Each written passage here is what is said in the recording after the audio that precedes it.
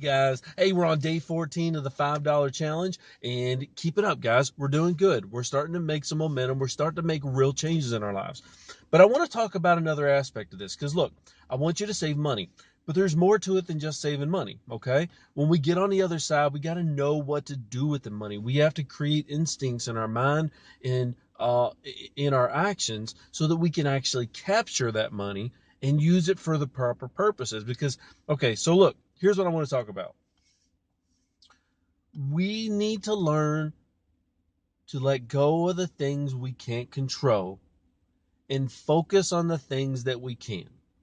Okay? Now, let me explain. I know a lot of people have heard this saying before, but a lot of us do not apply it. Okay?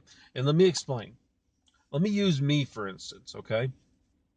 Here's what I know I'm very busy. Okay? I work a 9 to 5.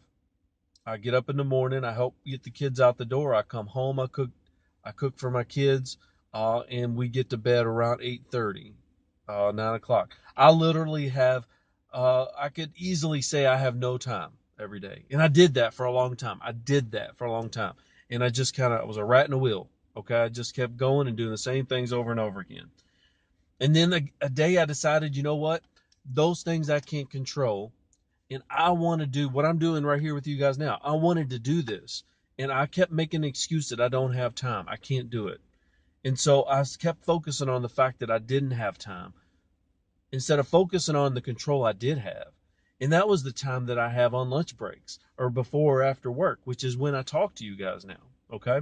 Another, for instance, is it kind of goes with the same thing as I don't have a whole lot of time, but my health. What's going on right now with this 10 pound challenge that I'm taking on with you guys as you all do the $5 challenge? Look, I don't have a lot of time. That's true. But I have enough time.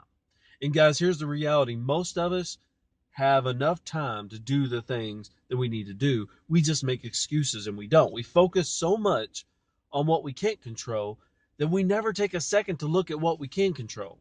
Okay? Guys, let's stop focusing on the things that we can't control and removing hope from our lives. Okay? Instead, focus on what we can control. And what I can control with my health is that I've got a 1 hour lunch break. Now, I have the choice to either go out to eat, go buy some McDonald's or some Wendy's, which I've done. I'm saying these things because this is what I was doing. Or I have the choice to spend that hour and invest that time in the gym on lunch. Now, granted, it's an hour. It's not a whole lot of time. A lot of us that work out regularly do it 2 hours, right? 2 hours a day, hour and a half a day. Look, I've only got an hour. That's what I've got to work with. And so I can't say, you know what, since I don't have 2 hours, I can't go to the gym. That's baloney. Stop focusing on what you can't control and let's move to focusing on what we can. Okay. Now, a big part of this, guys, and a part of this that will change your lives, this goes well beyond finances. And when you start realizing that the biggest thing you have control of that most of us don't acknowledge is, look, guys, we can't we can't we can't control always the things that happen to us. In life, look, life happens. Life happens to all of us, okay? And I'm going to give you a perfect example here in a minute that's near and dear to my heart. We cannot control the things that happen to us. But guys, we have all the control as to how we respond to those things. And let's be real, guys, people don't judge you about the things that happen to you. The way people judge you are about the way you respond to those things. I want to be 100% clear about this. Nobody truly judges you based on the things that happen to you. They judge you based on how you respond to those things. Okay? The things you have control of, those are the things that people judge you by. Okay? So, for instance, with me, for those that you know me well, but I'm going to share with you that those that don't know me very well, I have, me and my wife are parents to a 7-year old. His name is Quay, and he has Down syndrome. Okay. And so, some of you may understand, but some of you may not. But people react differently to you as parents and to your son because of special needs. For a lot of you, this is common sense, kind of, but it's a little bit different when you're actually the parent. It's something you can't really understand unless you've lived through it. But on a ground level, I'm sure most of you can understand this. And you hear words like retarded, and you hear people speak in regards to what your child can't do, and focusing on what they can't do. And to a parent, to all y'all parents out there, you can surely understand where that irritates you.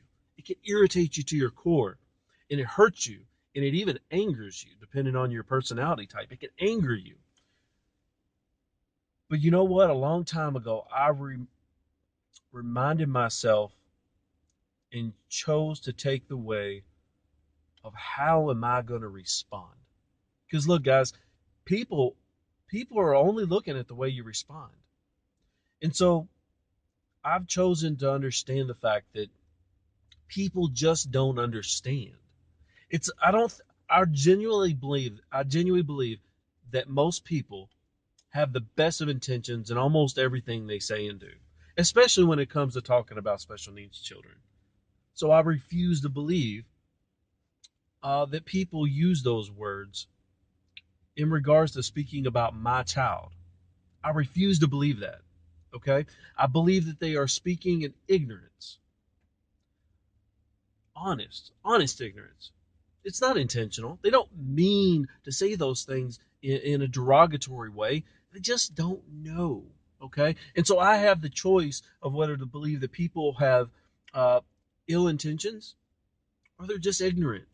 And ignorance is not a ignorance. I'm not using that in a derogatory manner. I mean that in the sense that they just don't know. Okay. And so, look, guys, the point here is that I made the choice, and you can make the choice on how you see the world, which will ultimately change the way you react to it. Okay, guys, we can't change the things that happen to us, but guys, we have all control on how we react to the things that happen to us. Okay, guys? Now let's make this full circle back to our finances. Guys, we do not have control all the time about how much money we make. Okay? We don't have control of that, at least not in the short term. Long term, yes. Short term, no. Because what we do have control over is what we do with that money. That we have full control over. 100% control. So, guys, whatever it is you're making, I don't care if it's $20,000, I don't care if it's $1,000,000 a year. Guys, let's just get control of what we spend. We have control over that. We can do that. And for you that are doing the $5 challenge, you're starting to learn that already. So, guys, I'm very proud of you. Keep it up. I'm going to stay at it with the 10-pound challenge. Rich Gosselin's keeping me on my toes. He's got me a workout for today that I'm going to go in and I'm going to hammer away at on lunch break. So, and I got my broccoli, carrots, and chicken sitting beside me to take in here for lunch today. So, anyways, guys, keep at it. Remember, let's focus on what we control and less on what we can't control. Okay? Let's just focus on what we can control. All right, guys, everybody have a good day.